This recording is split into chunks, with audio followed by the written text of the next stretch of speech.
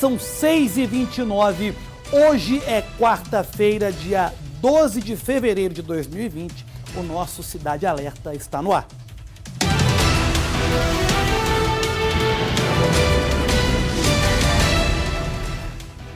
E olha, uma boa noite para você mais uma vez. É um prazer estar aqui mais um dia trazendo as notícias e contando as histórias do dia a dia do nosso povo. Então, me dá as fotos da Ana Clara e do José Antônio, por favor. Aqui, o José Antônio. Isso, o José Antônio. Não vamos colocar a foto da vítima mais não. Porque esse caso aqui foi mostrado na segunda-feira com o Tibé, que estava aqui me substituindo no Cidade Alerta. E esse homem aqui entrou na casa de uma jovem para roubar.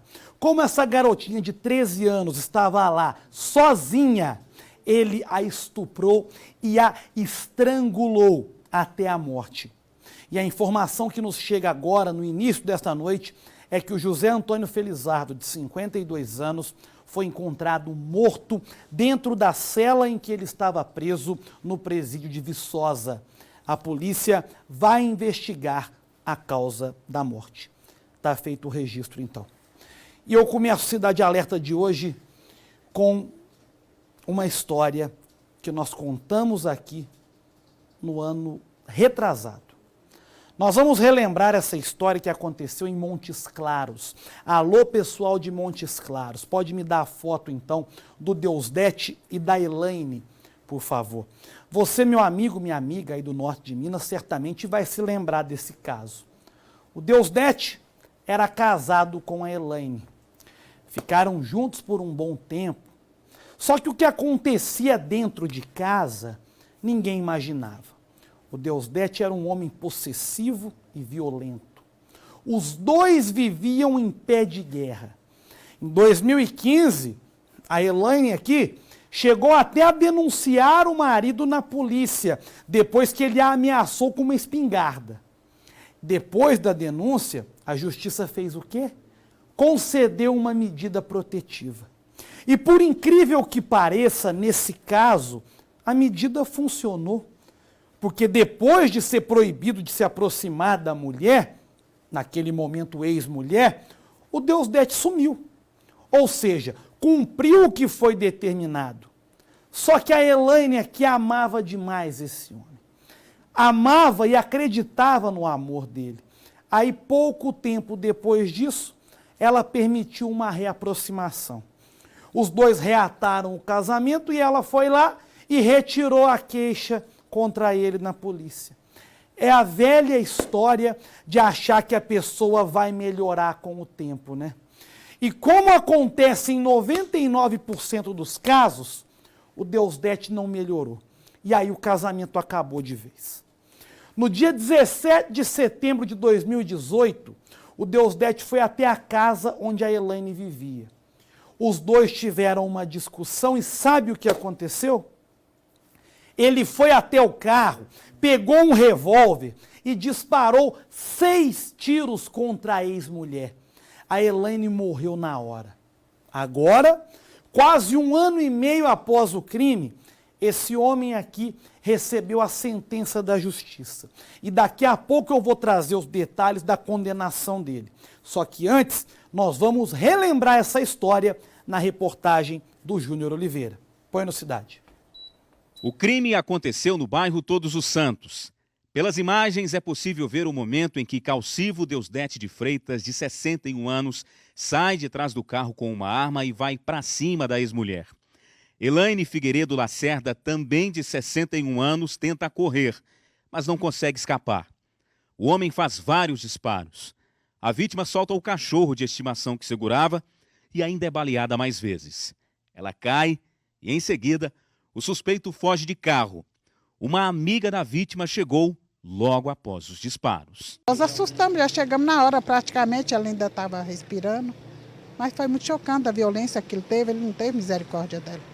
Tudo aconteceu por volta das 5 da tarde. A câmera de segurança que flagrou tudo é aquela lá, do outro lado da avenida.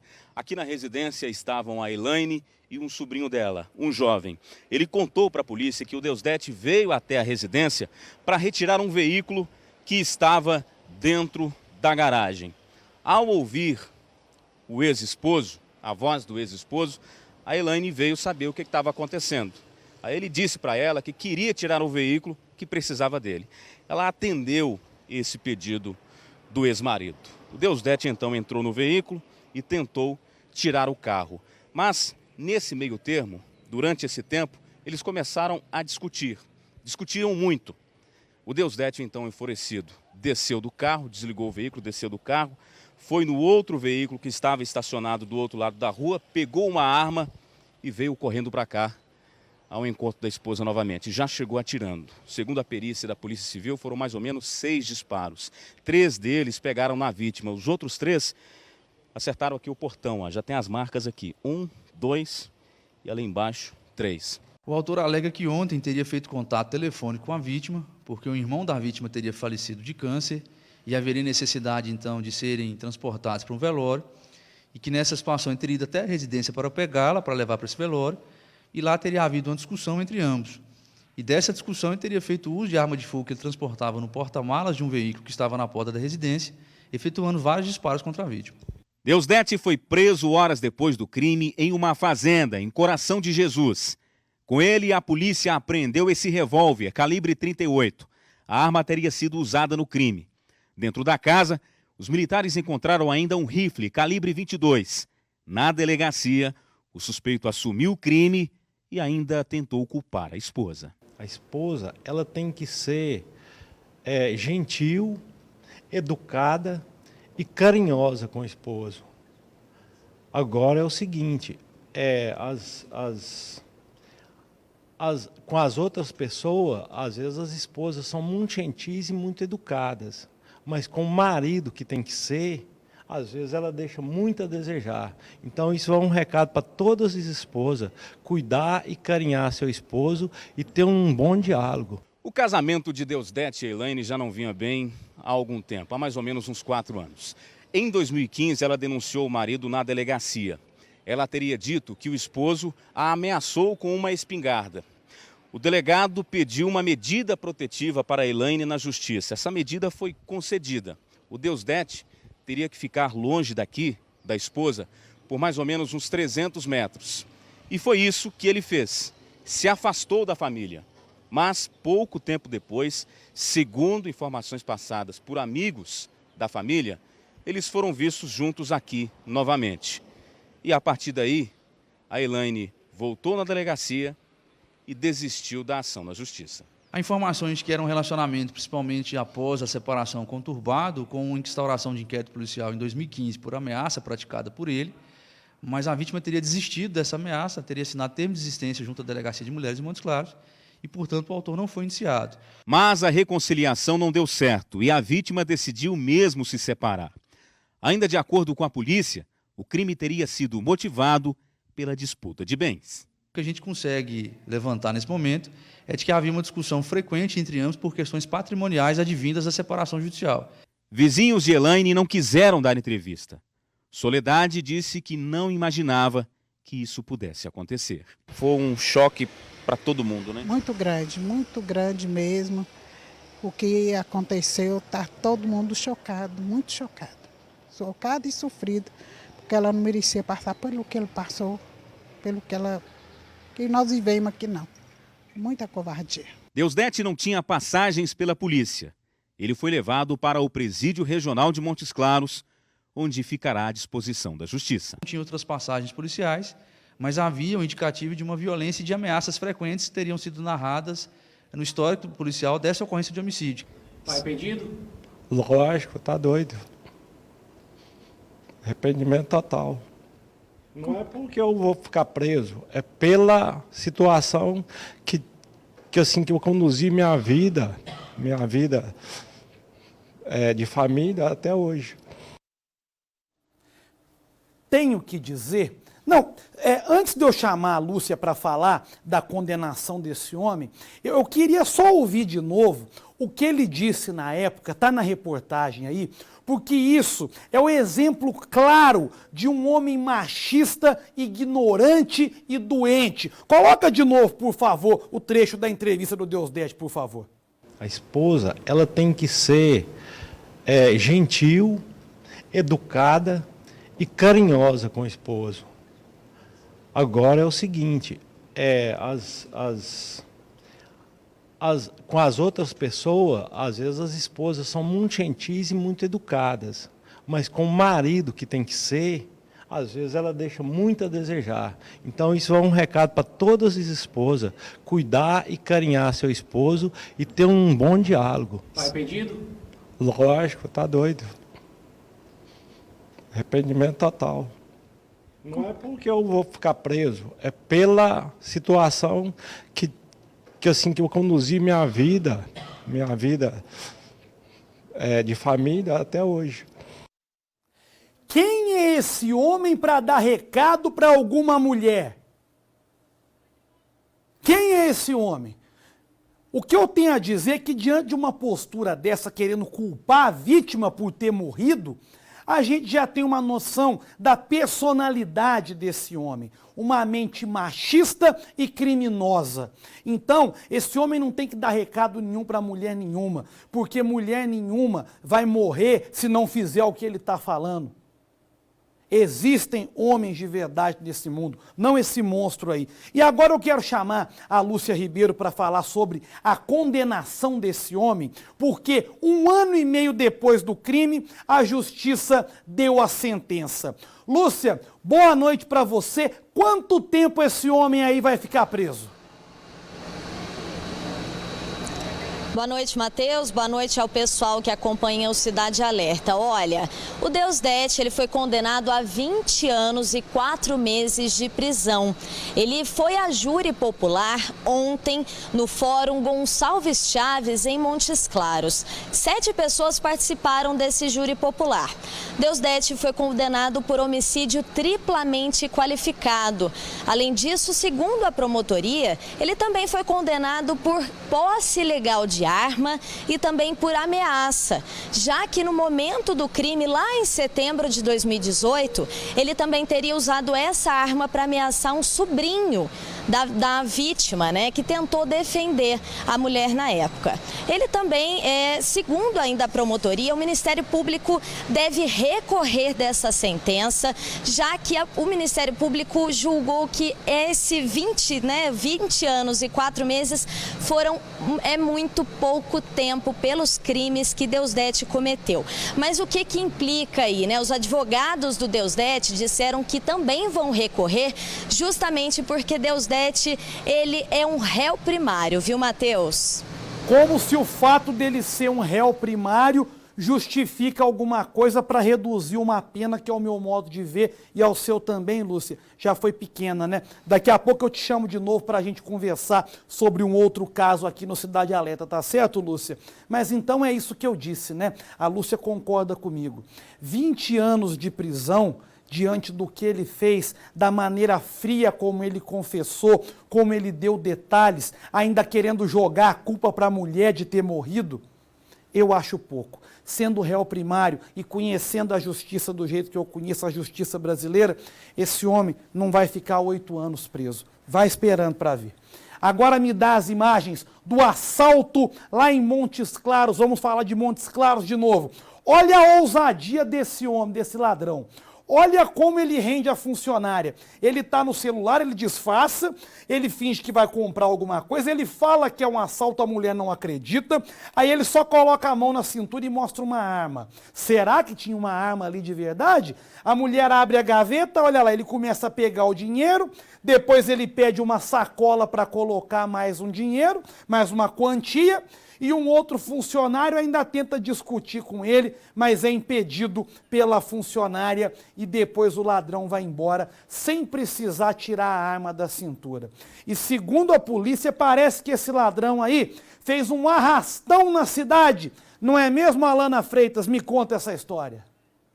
Olha, Matheus, esse assalto aconteceu em uma padaria que fica na Avenida Culamangabeira, em Montes Claros, uma das avenidas mais movimentadas da cidade. Câmeras de segurança registraram toda a ação.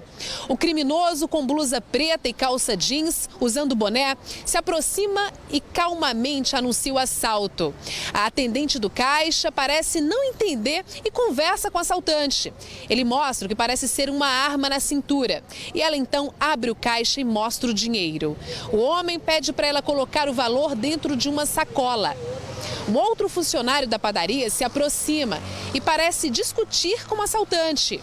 Uma mulher, que também parece ser funcionária do estabelecimento, afasta o rapaz de perto do criminoso, que foge, levando cerca de R$ 177 em dinheiro. A polícia foi acionada e chegou ao local poucos minutos depois, Matheus. Segundo os militares, a funcionária do caixa contou que não tinha entendido que se tratava de um assalto. Ela teria pensado que fosse uma brincadeira e, por isso, teria chamado o colega dela. E que eles dois só entenderam que era um assalto mesmo quando o jovem começou a fazer ameaças apontando a arma. Mesmo assim, o funcionário da padaria teria discutido com o criminoso e tentado evitar que ele fugisse do local. Os policiais analisaram as câmeras de segurança e conseguiram identificar o assaltante. Ele não teve o nome divulgado, mas segundo a polícia, ele já teria feito outros 2 assaltos na região. As buscas continuam. Alana Freitas, para o Cidade Alerta. É nessas horas que eu falo que essa nova lei que está impedindo o pessoal de passar foto, de passar nome, identificar bandido para a gente, para a imprensa, isso aí está prejudicando a sociedade. É um desserviço à sociedade, eu volto a dizer. Mas como a gente tem a imagem do circuito de segurança lá da padaria, pode colocar de novo? Ah lá, ó, porque dá para ver esse bandido aí. Eu tenho certeza que muita gente conhece esse ladrão. Ainda mais como ele agiu de cara limpa, sem se preocupar. Então, muita gente deve saber, né? Ele não se preocupou, só que é o seguinte, meu amigo. Deu no Cidade Alerta, é cadeia na certa. Então eu tenho certeza que a população de Montes Claros, que nos acompanha todos os dias, e eu agradeço muito por isso, vai denunciar esse ladrão agora. Ele não roubou só essa padaria. Foram pelo menos 3 assaltos no mesmo dia, fez um arrastão no centro de Montes Claros.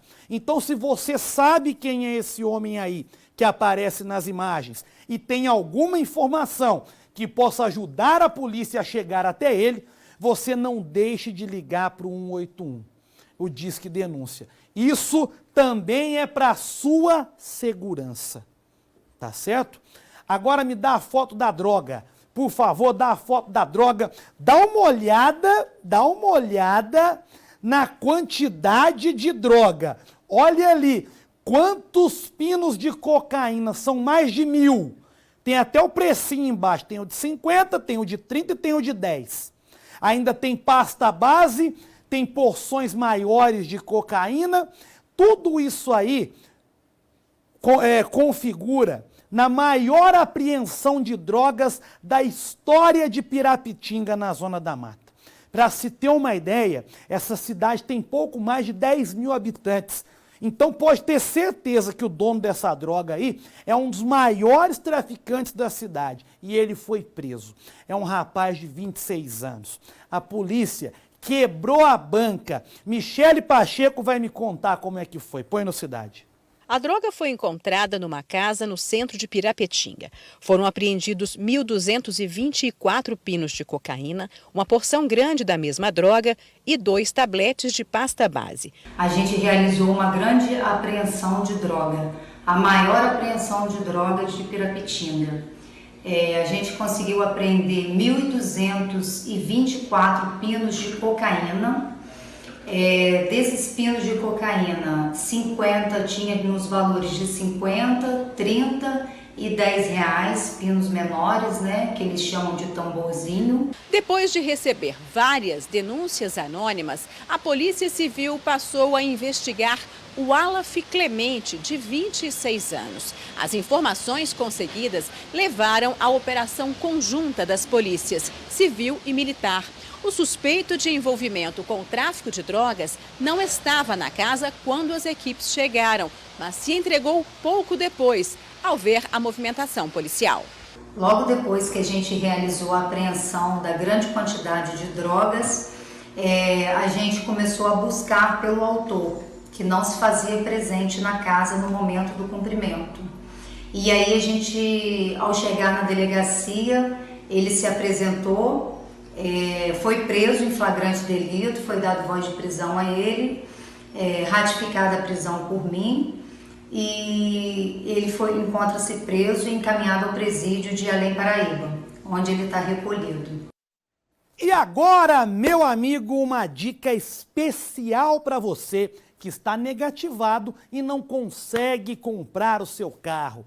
Olha, crédito rápido e fácil, sem burocracia, para realizar o sonho é com a Líder Auto. É a chance para comprar aquele carro bacana para passear por aí, ou para trabalhar, ou melhor, para fazer as duas coisas. A Líder Auto tem 10 anos de atuação. São 10 anos ajudando quem precisa de crédito para comprar veículos. E para você que já é motorista de aplicativo ou que quer começar a ganhar dinheiro dirigindo, existe uma linha especial que pode mudar a sua vida.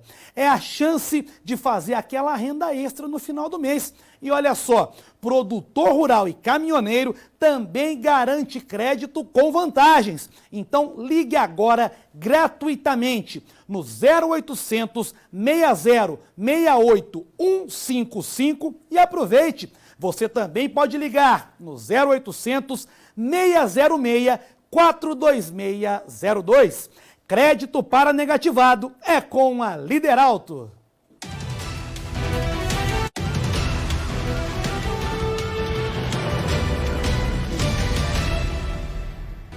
Muito bem, agora 6h53, mais uma vez o meu boa noite, obrigado pela sua companhia aqui no Cidade Alerta.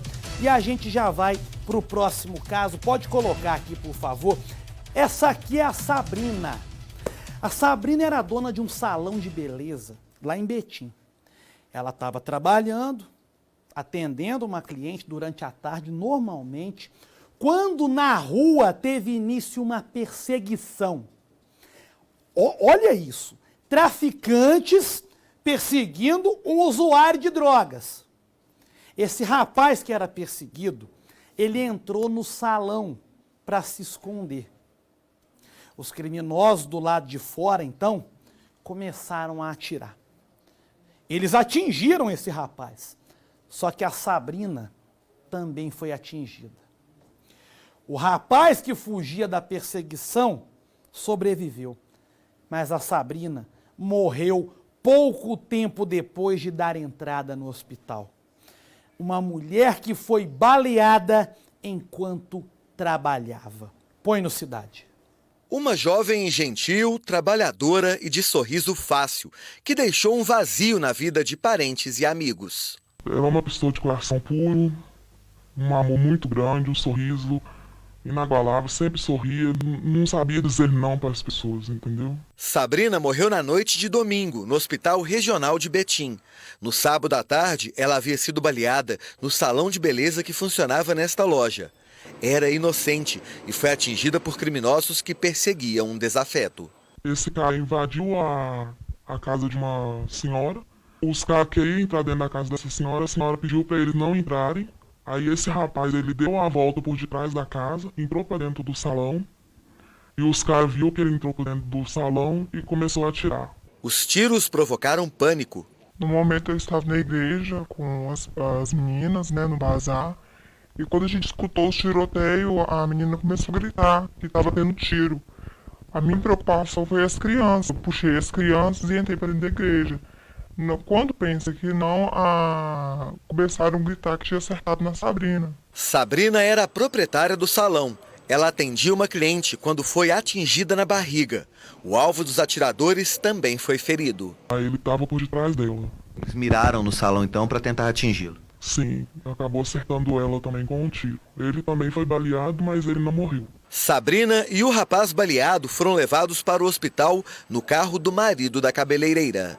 A minha primeira preocupação foi chamar a polícia, né? Porque vai que esses caras resolvem voltar. Aí nisso, quando eu tinha chamado a polícia, fui pro salão. Aí já tinham levantado ela do salão e estavam colocando ela dentro do carro. Aí o esposo dela socorreu ela, levou ela para UPA Teresópolis. Só que nisso o cara que foi baleado também entrou por dentro do carro e ninguém viu. Aí nisso eu liguei para a polícia e pedi a polícia para descer para UPA Teresópolis, porque vai que esses caras depois resolvem ir para lá também. Os dois foram socorridos no mesmo carro, então? No mesmo carro. O alvo dos disparos foi identificado como Pablo. Ele disse à polícia que é usuário de drogas e está envolvido em uma guerra contra traficantes do bairro Jardim Perla. Ele reconheceu os atiradores e repassou os nomes à Polícia Civil. Por enquanto, ninguém foi preso, mas o inquérito foi instaurado. O corpo de Sabrina já foi sepultado. A morte violenta de uma inocente aumentou a sensação de impunidade e a insegurança no bairro. A gente tá muito triste, o bairro tá triste, não tem como falar nada sobre... Não tem nem palavras para descrever o que está acontecendo aqui no bairro. Muito perigoso, a gente não pode mal levar os filhos da gente na escola. Então, assim, o bairro ainda tá pesado. Bom, aí é o seguinte, a polícia já sabe quem são os suspeitos e agora tem a obrigação de encontrar esses assassinos o mais rápido possível. Porque enquanto eles estão se matando nessa guerra do tráfico, tudo bem. Mas quando inocentes começam a morrer, a situação fica mais complicada. A Sabrina era casada, honesta, estava trabalhando e pagou uma conta que não era dela. Agora, quem precisa pagar, é claro, são os assassinos. Que a polícia, então, cumpra com o seu dever e que a justiça seja realmente justa. É só isso que eu espero. Pode trazer a foto do próximo caso para mim? Pode colocar os dois aqui, que eu vou contar mais uma história no Cidade Alerta de hoje. É aqui. É aqui mesmo, né, diretor? Vamos lá. Olha, nós temos aqui o Paulo Sérgio e a Isabel. Paulo Sérgio, 49 anos, 4 filhas de um outro relacionamento, trabalhava como retireiro em uma fazenda. Ela, a Isabel, 43 anos, também tinha um filho de um relacionamento anterior. Esses dois eram casados, só que viviam brigando. Era um inferno dentro de casa. A família já estava até acostumada. Eis que a Isabel, aí a parte trágica, eis que a Isabel é encontrada morta dentro de casa, em cima da cama no quarto. E o principal suspeito está aqui, o Paulo Sérgio. Ele, o principal suspeito. Então, deixa eu conversar com a Lúcia Ribeiro para saber o que aconteceu, Lúcia, quais as informações que nós temos sobre mais um caso de feminicídio, agora registrado em Cabo Verde, aqui no sul de Minas. Olha, Matheus, segundo a polícia, os policiais já ouviram parentes do Paulo Sérgio e eles contaram que nos últimos dias o Paulo Sérgio andava bem estranho, viu? Diz que ele estava se despedindo de várias pessoas e que não via mais razão em continuar vivendo. Tudo isso porque, segundo a polícia, a Isabel, que é lá do norte de Minas, teria tomado uma decisão inesperada para o Paulo Sérgio. Ela teria marcado a viagem só de ida para a cidade natal dela, já que ela teria cansado de viver aqui no sul de Minas e queria colocar um fim, um basta no relacionamento que ela tinha com o Paulo Sérgio. Mas na noite da última segunda-feira, o Paulo Sérgio então foi visto na porta da casa da Isabel, que ficava na zona rural então. E ele estava nervoso e foi visto por parentes dele, inclusive. Segundo a polícia, esses parentes contaram que como a briga entre o casal era constante, eles não acharam nada estranho e acabaram não interferindo nessa briga. Mas o que eles não sabiam, Matheus, é que essa seria a última briga entre o Paulo Sérgio e a Isabel. Porque na manhã seguinte, o irmão do Paulo Sérgio ele foi até a casa da cunhada para conversar com a mulher. Mas ela foi encontrada morta por ele, como você disse, na cama, com um tiro na cabeça. E o Paulo Sérgio não foi mais visto, Matheus. Pois é, isso que eu ia te perguntar agora, Lúcia. Cadê o Paulo Sérgio? Nós temos alguma informação do paradeiro dele? Ou a família falou alguma coisa? Se ele deu algum indício que iria matar, ele contou para alguém o que ele fez? O que a gente sabe disso, Lúcia? Olha, segundo a polícia militar, 2 sobrinhos do Paulo Sérgio contaram que receberam umas ligações do tio, que o tio estava muito nervoso e que nessas ligações ele teria confessado que teria matado a Isabel com esse tiro no rosto e que logo na sequência, depois ele também tiraria a própria vida. A polícia fez o rastreamento por toda a região, mas o Paulo Sérgio não foi encontrado nem morto e nem vivo ainda, viu, Matheus? Pois é, a gente espera que seja encontrado o mais breve possível. Lúcia, parece que está chovendo bastante aí, né? A chuva tá bem forte aqui em Varginha hoje, né? Olha, Matheus, está chovendo muito. A gente conseguiu um cantinho aqui na rodoviária de Varginha para fazer esse link, essa entrada ao vivo com você.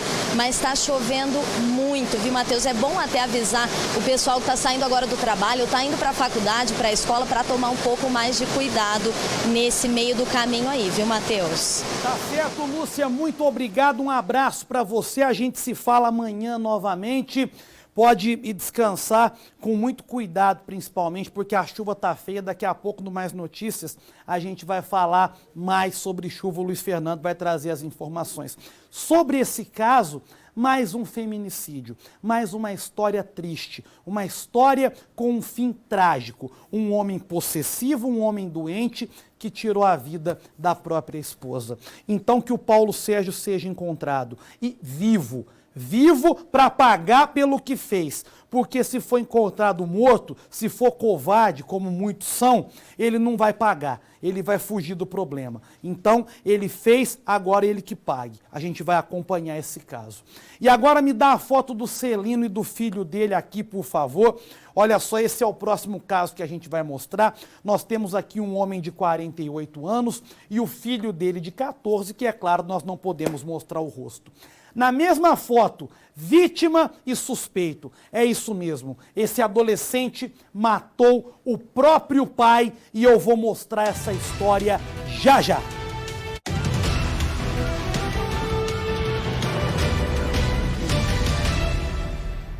Sete horas e 5 minutos. Esse é o Cidade Alerta dessa quarta-feira. Eu volto a reforçar para você que nos acompanha, principalmente aqui no sul de Minas, muito cuidado com as estradas, muito cuidado ao sair de casa. A chuva tá forte, a chuva tá causando estragos. Daqui a pouco, no Mais Notícias, nós teremos a cobertura completa dos estragos causados pela chuva na nossa área de cobertura e também em todo o estado de Minas Gerais. E você que quer acompanhar a nossa programação de qualquer lugar do mundo, você pode acessar o nosso Facebook para acompanhar a transmissão ao vivo. Você tem o leitor do QR Code no seu celular. É só aproximar do código na tela aqui que ele já vai te direcionar para o Facebook para você acompanhar a live, para o nosso site para você buscar conteúdos em geral, para o nosso YouTube para você poder assistir alguma reportagem que tenha ficado para trás que você gostaria de rever, e também para o nosso Instagram, onde você acompanha os bastidores do jornalismo aqui da Rede Mais. Tá ok? E vamos nós? Vamos continuando aqui? Me dá então a foto do pai e do filho que eu tinha falado no bloco anterior, como eu havia falado. Esse adolescente aqui que posa na foto ao lado do pai, na praia, tranquilo. Esse adolescente matou esse homem, o pai dele, o Celino, de 48 anos. Os dois tinham acabado de voltar de uma viagem para o estado do Espírito Santo. Tinham ido para a praia, tinham ido descansar no período das férias escolares e das férias do Celino. Eles moravam sozinhos em uma casa há 6 meses, desde que a esposa do Celino, mãe desse garoto, morreu de câncer. Aí, segundo os vizinhos, a relação entre o pai e o filho nunca foi boa e teria piorado nos últimos meses depois da morte da mãe. A mãe era o equilíbrio da casa, né? Aí, na noite de ontem, os dois tiveram uma discussão, mais uma entre várias. E aí, ao que tudo indica, um puxou a faca para o outro, o que já é um absurdo. Mas o absurdo maior ainda estava para acontecer, porque o adolescente, com uma faca na mão, partiu para cima do pai e desferiu 20 golpes, 20. O Celino aqui morreu na hora. E foi o próprio menor quem chamou a polícia para contar sobre o crime que tinha cometido e se entregar. Põe no Cidade. O colchão deixado do lado de fora da casa foi queimado pelos parentes da vítima. Foi sobre ele que Celino Pereira, de 48 anos, foi encontrado morto na sala de casa, no bairro Jardim Colonial, em Ribeirão das Neves. Esta vizinha conta que foi acordada por volta da meia-noite, com os gritos do adolescente de 14 anos. Cheguei até meu portão, ele já tinha aberto um pouco do meu portão, me pedindo socorro, que ele e o pai tinham discutido e que um tinha agredido o outro. Pai e filho moravam sozinhos nessa casa. A mãe do adolescente morreu há cerca de 6 meses, vítima de um câncer. Celino e o filho haviam acabado de chegar de uma viagem que fizeram ao Espírito Santo, onde passaram alguns dias descansando durante as férias. Celino fez questão de postar várias fotos do passeio em uma rede social. O crime foi no dia seguinte ao retorno deles para Ribeirão das Neves. Foi o próprio menor quem chamou a polícia antes mesmo de pedir socorro à vizinha. Ele disse aos militares que estava tentando se defender do pai. Ele alegou um atrito, ele entrou em atrito com o pai ao chegar na residência e após esse atrito o pai se armou com uma faca e ele, para se defender, ele utilizou a faca, né? Os peritos recolheram a faca usada pelo filho e a que foi encontrada ao lado do corpo do pai, que teve mais de 20 perfurações. Esta vizinha, que não vai ser identificada, é amiga do adolescente e conta que o relacionamento dele com Celino sempre foi ruim e teria piorado após a morte da mãe. Nunca teve um bom convívio com o pai, nunca mesmo, desde que eu conheci ele. E a mãe dele defendia ele muito, nossa. Então depois que a mãe dele faleceu, ele mudou totalmente. Ela afirma ainda que o menor nunca falou em matar o pai, mas apresentava um comportamento estranho ultimamente, dando a entender que poderia tirar a própria vida. Ele sempre postava algumas coisas de suicídio, essas coisas assim. O menor, que não tinha passagens pela polícia, foi apreendido. Ele não deu detalhes sobre a motivação do crime, mas uma pesquisa feita no celular dele pode ajudar nas investigações. Ele não chegou a entrar em detalhes, mas ele relatou aos militares que compareceram ao local que ele fez essa busca na internet a respeito de como se matar uma pessoa utilizando faca. E logo em seguida ele mesmo entregou o celular que foi recolhido, seguiu junto com a ocorrência e com a apreensão dele foi entregue à Polícia Judiciária. Então, ao que tudo indica, gente, esse adolescente planejou a morte do pai. Não foi uma simples discussão que resultou nisso aí. Porque a gente viu a polícia dizendo, ele procurou na internet como fazer para matar alguém com faca. Então agora esse menor, ele tem que ser internado de qualquer maneira, primeiro porque ele se tornou um criminoso, ele matou o pai. Segundo, porque há um sério risco dele tentar tirar a própria vida. A vizinha já falou na reportagem que ultimamente ele estava com umas conversas estranhas e tal. Enfim, é preciso ter muito cuidado com esse adolescente, muito jeito.